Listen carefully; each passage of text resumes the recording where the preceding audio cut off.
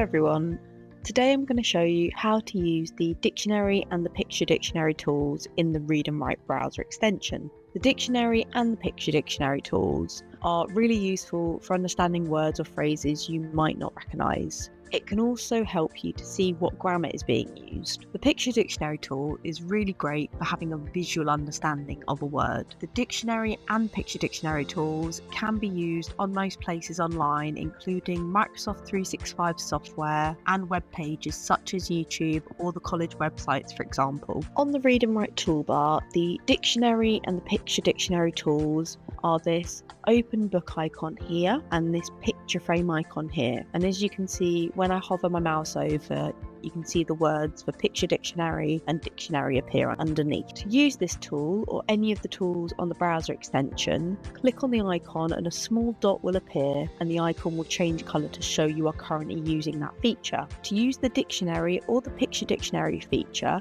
you can highlight the word or have your cursor next to the word, then click on the dictionary or the picture dictionary icon and it will show you definitions and pictures for that word. Alternatively, you can click on the dictionary or picture dictionary, then highlight the word or have your cursor next to the word and you will see the definitions and pictures for it. You can click on the play icon to hear the word read aloud and the different definitions read aloud as well. The dictionary and picture dictionary will stay open until you click on the icons again to close them. So you can search for different words until you close them. So that's the dictionary and picture dictionary features in the Read&Write browser extension. For more help on how to use the other Read&Write toolbar features, please check out the other videos. Thanks for watching.